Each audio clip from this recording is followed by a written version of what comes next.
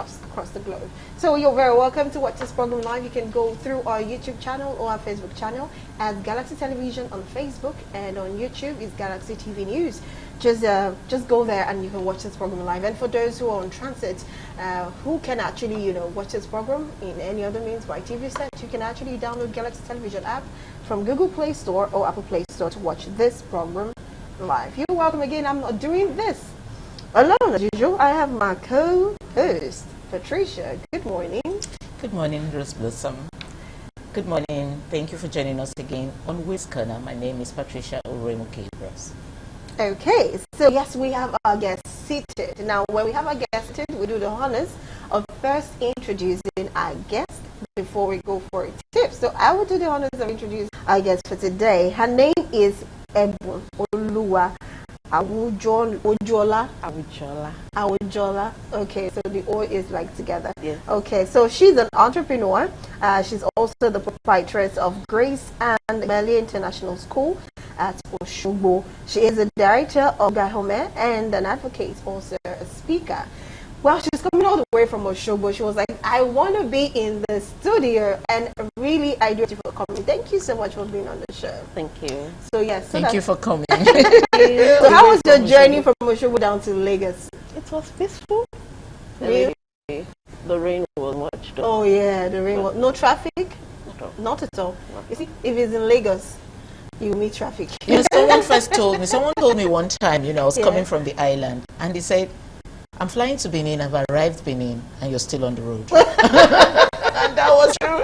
I was still stuck in the traffic, and he had arrived Benin. Yeah, it's crazy. I mean, in Lagos, that's why you see some persons when they come from Abuja to Lagos, they don't even want to stay up to a week. A week is 2 or 3 days, they are flying back to Abuja. Like, how do you guys cope?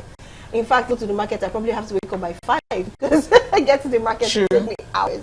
But anyways, that's I guess for you. Thank you so much for coming. So we'll just go for it.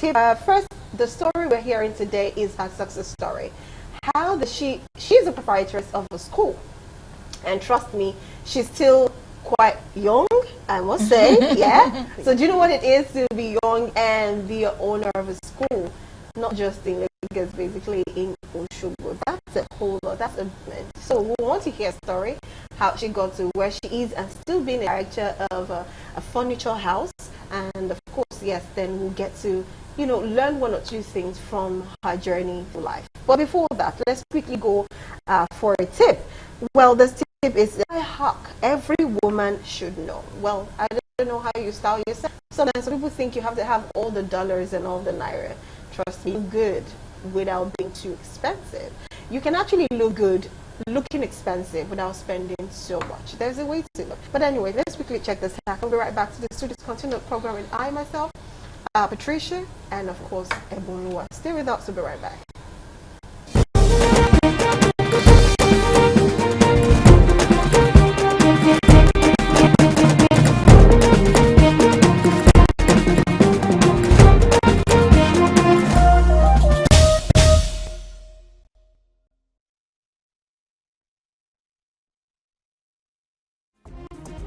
Fit style hacks every woman should know. Every woman, at least once in her lifetime, has felt like they had nothing to wear, even while standing in front of a closet full of clothes. There are many reasons why we face this problem. However, few of us realize how simple those reasons are. Some women shop in the wrong stores, can't match colors correctly, or they don't use details and accessories properly. Others simply don't know how to accentuate their best features and keep making bad style decisions while spending copious amounts of money. As a result, our closets are full of useless stuff that we never wear. Here are some of the hacks that would help you ladies. Keep the outfit in your head. If you want to put an end to the I have nothing to wear problem, you have to stop buying random items like them. You should have the whole outfit in your head, including accessories. Shop in the right store. Not all stores can have a fit for your shape, size, and age. Your outfit should say a lot about who you are. It should be appropriate for your age, status, and similarities of your body. Calculate the real price of the item. Every single item in your wardrobe has to be worth the money you pay for it. It's all about simple math. To get the real price of that gorgeous dress or pair of shoes you have your eye on, divide its price by the number of times you're actually going to wear it. This will help you avoid unnecessary spending, and you'll soon learn to buy what you really need. Combine basic items with the latest trends. Timeless basics are your wardrobe essentials. Their simple cuts never go out of fashion and can be combined with almost anything. Think about making basics 70% of your wardrobe, while the other 30% are trendy pieces that won't last for long. Adding trends to your basics is a great way to keep your wardrobe stylish, modern, and bold. Mix different styles with a sporty look. The coolest look comes from a tasteful mixture of different styles, a contrast of colors, and different types of fabrics. Sporty style doesn't necessarily mean sweatpants and a pair of sneakers. It includes a great number of styles and looks that one might not necessarily consider sporty, but the most stylish combinations are usually those mixed with a sporty style. Combine casual with formal. One of the most popular trends among designers and fashionistas around the world is to combine fall outfits with casual, sometimes even sporty details. You can easily wear your gorgeous rhinestone earrings and party shoes with ripped jeans and a t-shirt. Use unexpected color combinations.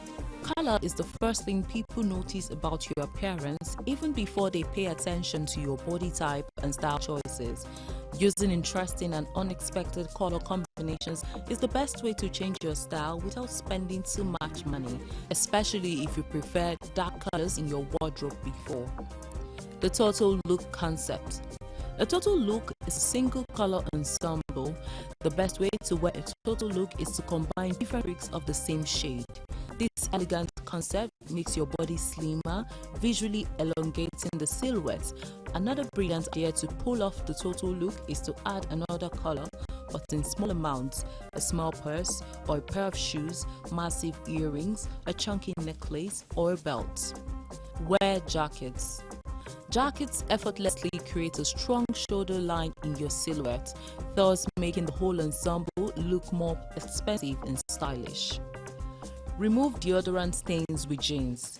To quickly get rid of deodorant stains, rub them with a pair of jeans. Test a small patch first to avoid any color transfer. Remove stains with lemon juice. Remove odors with vodka and water. Fit trousers by measuring against your neck. Use a hair elastic to keep your belt flat. Pair baggy and tight clothing to create dimension.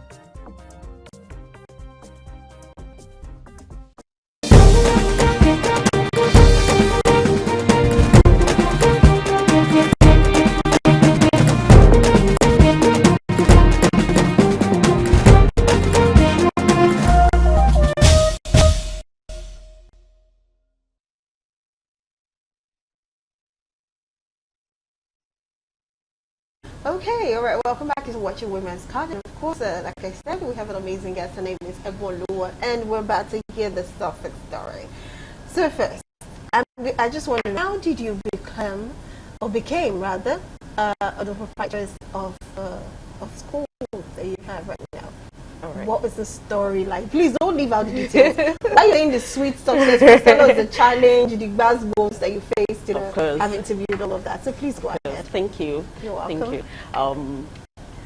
First, I started the school when I was 20. So What? yes, Wow. I had that vision around 20. Were you married at that time? Sorry. No. Really? She was still single. Wow. At 29, she Wow. was school. Wow. Okay. We're ready to hear the story. Yeah, we do. So I happen to love business from a very young age. My mom happens to be my late mom now. She happens to be a business person, though she was a teacher at the time. Then she moved on. Both my parents were teachers. So they love business, so they will not leave us out of the stuff. Then I happen to be the only one that really loved to do something aside the normal work. So while growing up, after school, school and everything. I went to Hakure to teach in a school. It was a tough time for me. It was a training ground. So eventually, I ventured into another business, and I did it for 6 months. It was a big What success. business was that? Laundry. Laundering? Yes, Okay. I had a laundry store, laundry house. So I did it alone. I started alone just like that, and I did it very well for 6 months, and it was big. Then there was a day I wanted to go buy stores to improve the business, and I was robbed. To nothing. So my dad, being the dad's girl, was scared and said, "No, come back home. Come back to Osun State. Nobody knows you in Accra." So I came back to Osun State. I started teaching. Then the mission for the school started, and it came like a fun thing. One day I was just alone in a school, in a office like that, and it came like a fun thing. It was just rushing down, and I pinned those things down. And the first thing I did was to register the name of the school on CAC. Before even building or having a blog. Before I did anything, I registered the school on CAC. Okay. And the person that registered helped me with that. Said I did the name searching myself, so eventually I had to go meet somebody. She said, "Are you sure you're serious with this thing?" I said, "Just register the name for me." And I started, and in less than 6 months I started. And I was keeping some money somewhere. I carried all the money, used it to rent an apartment. I moved from my proper living house to I moved into that apartment. And I started doing crutch. So people were like, I got the certificate for running crutch in the state. Yeah. So it was tough. Let me not lie to you. So what made it tough? We want to know. There was no support from anywhere. Financially, it was. Now, to start something from scratch around that area, you have to be strong, extremely, especially if you want to start something very serious. I'm not saying just a mushroom house or something. You want to start something serious and you want excellence to follow it. It's a very serious thing. People are not too. Generally, people don't. It's not welcoming. They are welcoming, but people are not so familiar with excellence. Not in my state or anything. Generally, when you want to bring something new to an environment, people just want to fight. You have to do a lot of adverts. Yes. So because they're not sure of you They're not yet. sure. I don't know anywhere. I'm not from Oshogbo, actually. I'm from Osun State, but not from Oshogbo. And that's the very first time that's the first time I'm staying in that environment. Nobody knows me. And but because I make the place extremely beautiful for the children and welcoming for the parents started bringing their kids. And let me cut you short. Did you get any staff? Did you employ anybody else at that time, or you were just doing all alone? I got a lady to work with me. You know, that was another challenge on its own. Yes.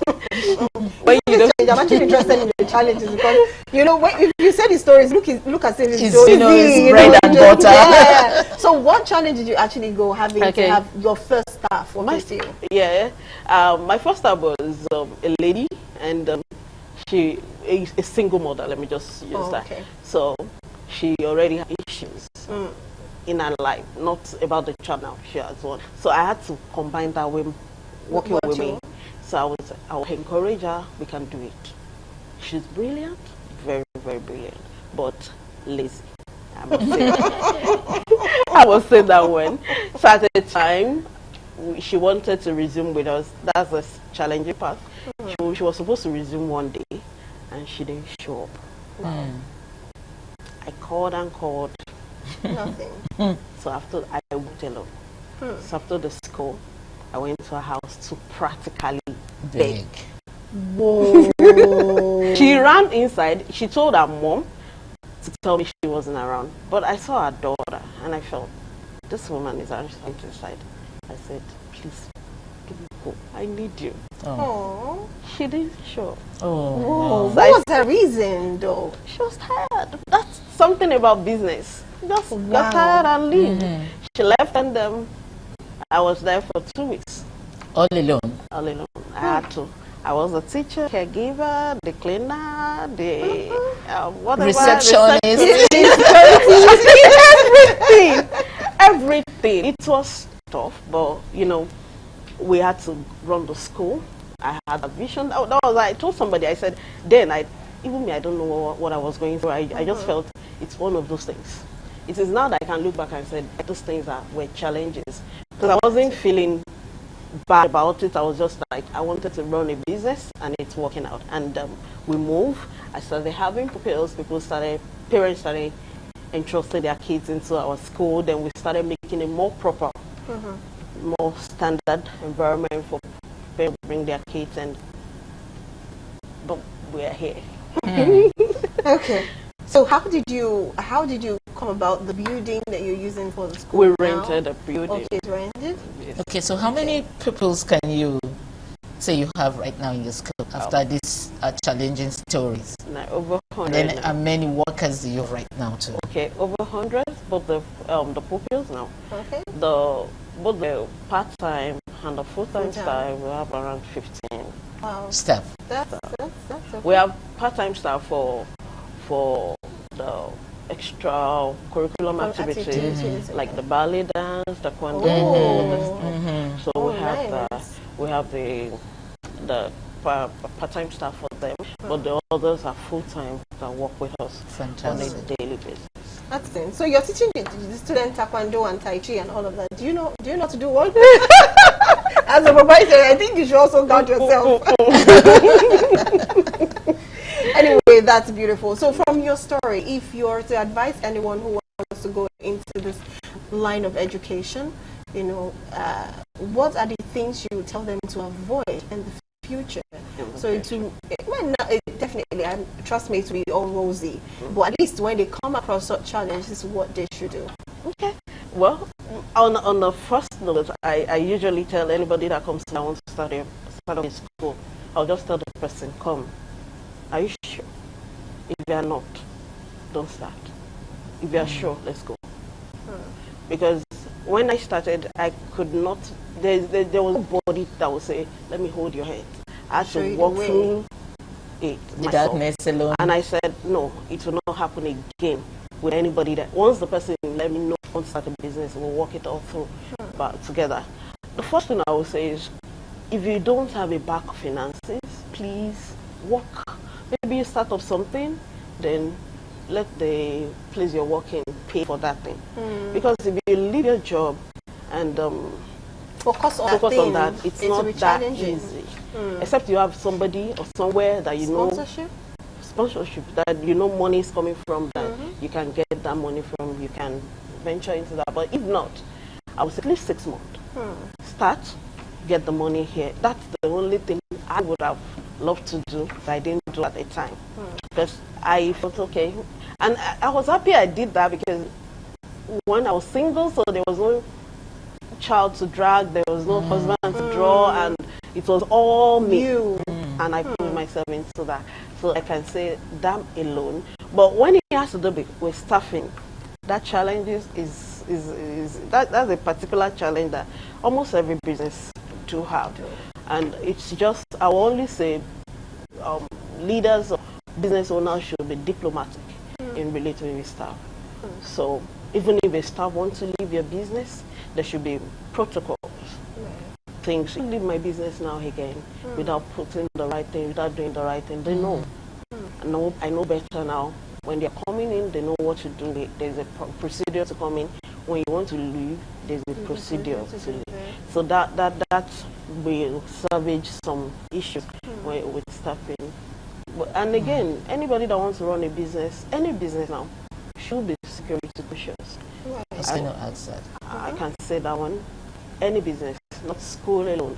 It's more important than school, because we're putting children together. But for any business, it's important that security, and one must pay attention to details.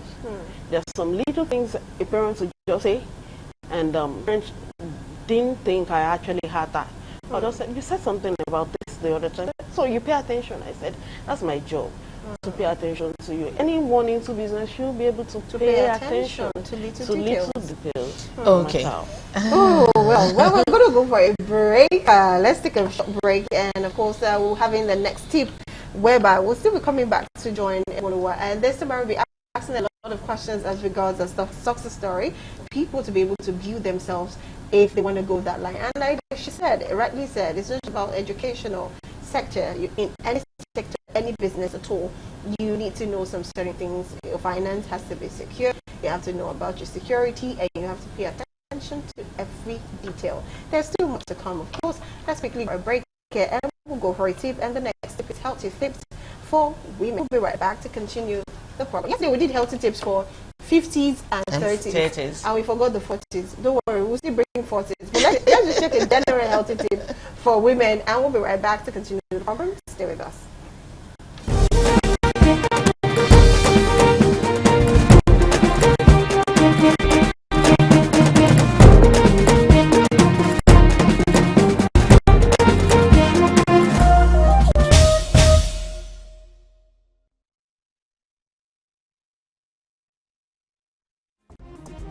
Healthy tips for women. Get enough sleep.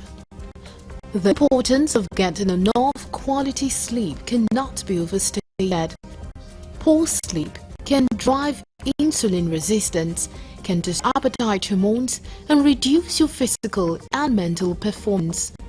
What's more, poor sleep is one of the strongest individual risk factors for weight gain and obesity. People who do not get enough sleep tend to make food choices that are higher in sugar and calories, potentially leading to unwanted weight gain. Stay hydrated.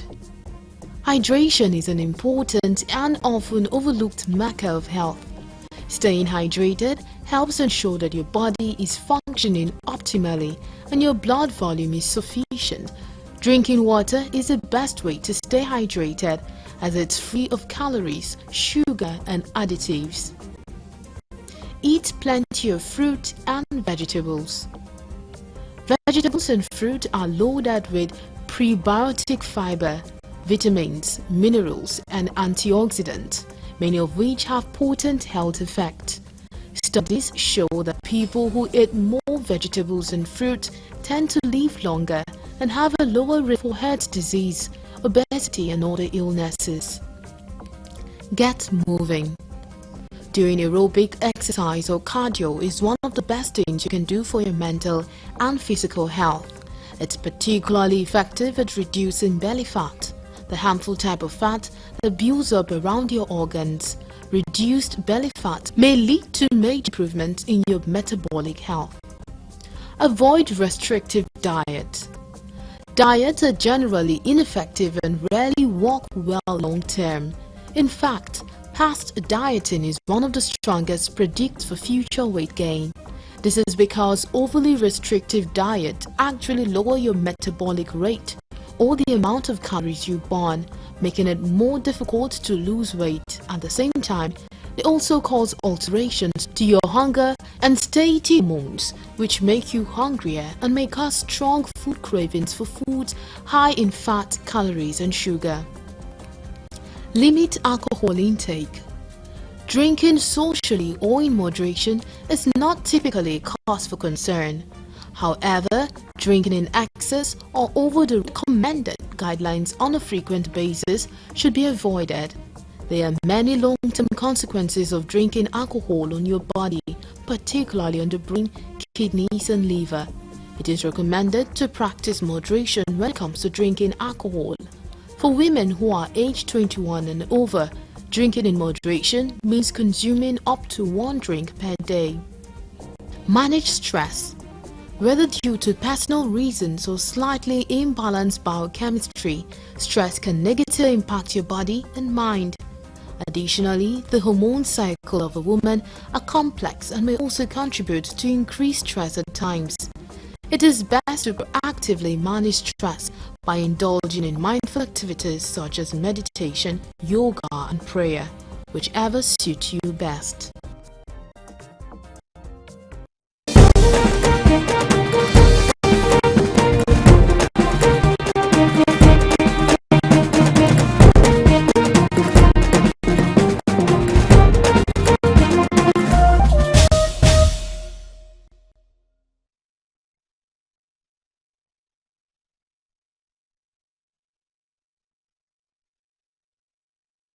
Welcome back. Yes, we're having a little chat behind Trust Women, where you see 3 beautiful women gathered.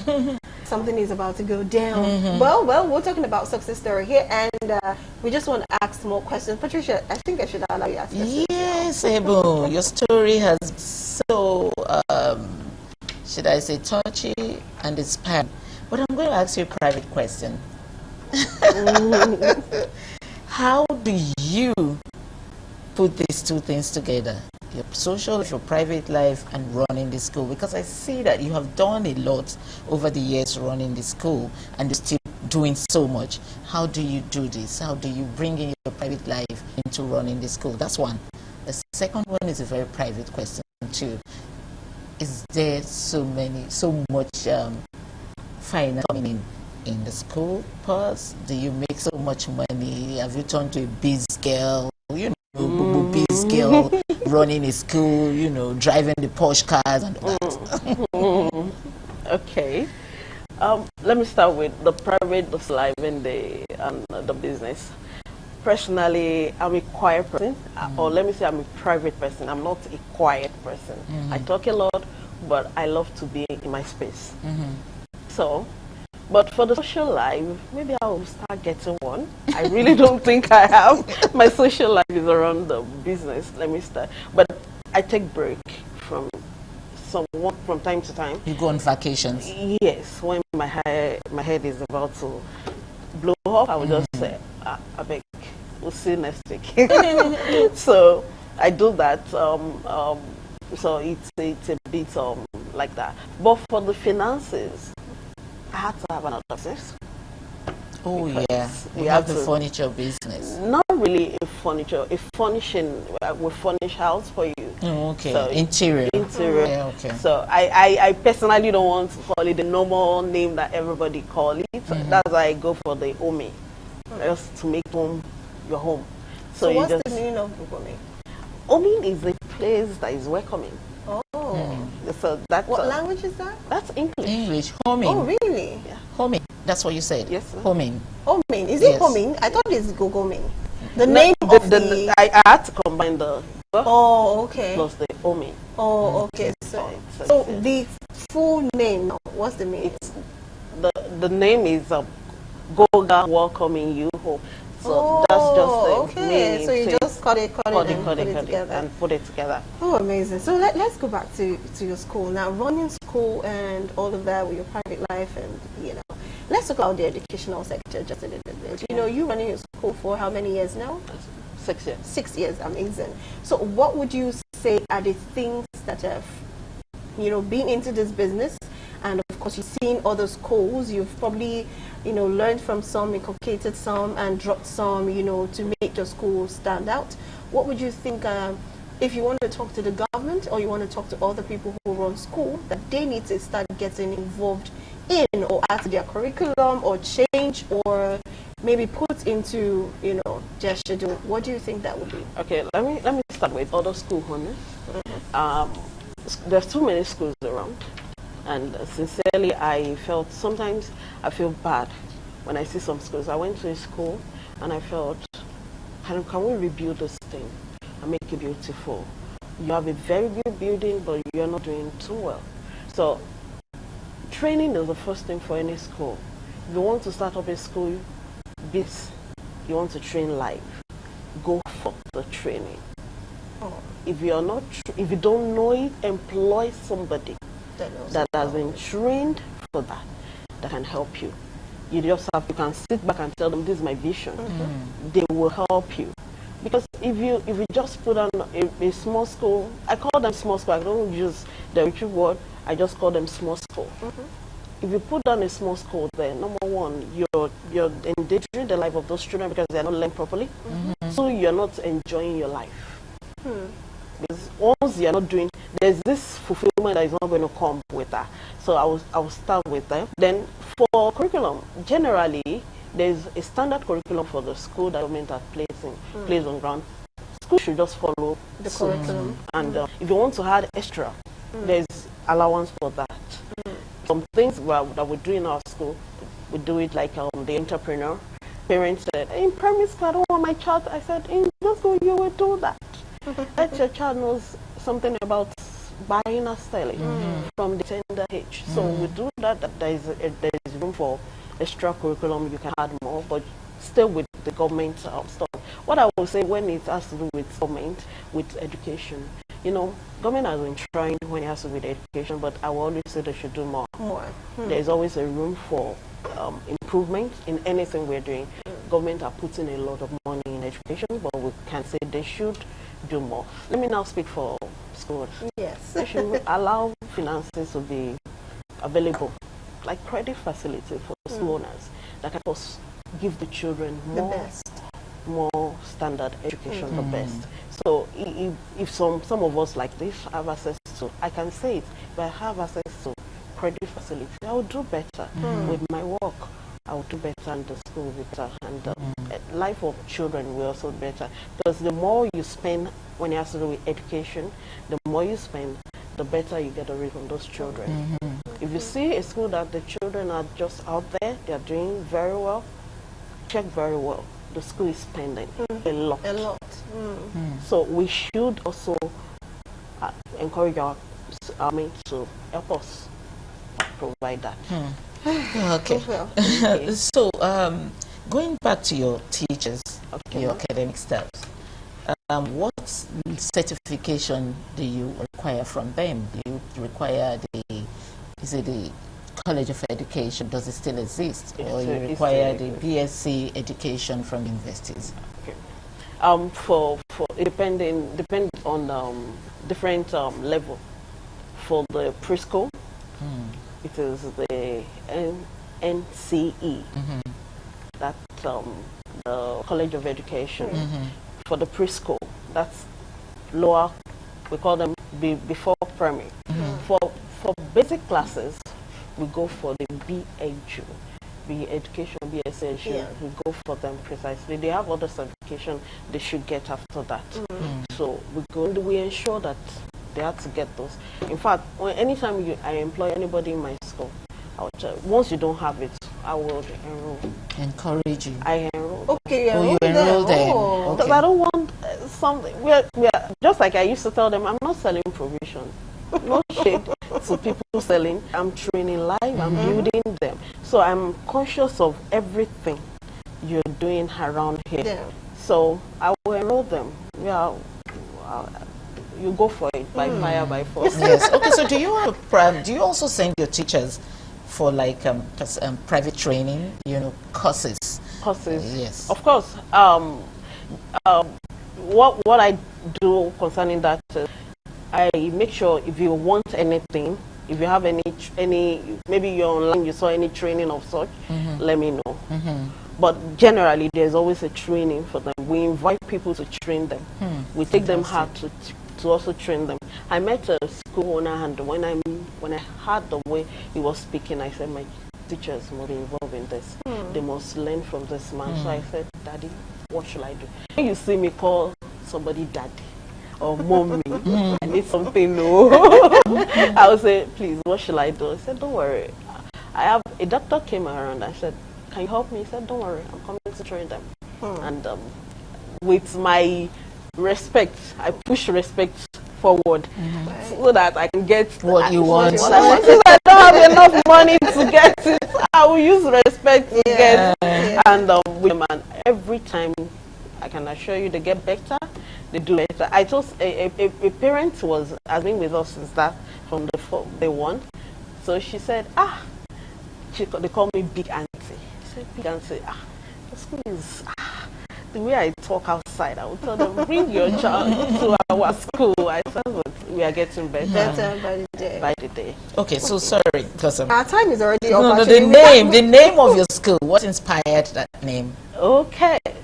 Just my mom and my dad's name. Okay. Daddy, Mommy Grace, and Daddy Gamalia. Oh, amazing! What a beautiful combination. So it's a respect to Mommy and Daddy. Yes. Oh, that's nice. Anyways, we've come to the end of the program. Our time is already up. I would like to say once again, coming all the way from Oshogbo is not being, it's not play. We are not playing here. Like I said, you can always be part of the program any day, anytime. You can just go to our Facebook page or Instagram page and indicate that you want to be part of the program, you want to share your story, anywhere in the world you are, we are welcome you to be part of it. So this is me saying thank you again. Thank you. So are you traveling back today, or you're going tomorrow? Or you still enjoy Lagos? Because I don't even know. I'm going back today. So you don't like Lagos? I love Lagos actually. My sister said, "Are you moving to Lagos?" I said, "No, now, don't worry." Anyway, thank you so much for coming. And of course, that will be all on today's episode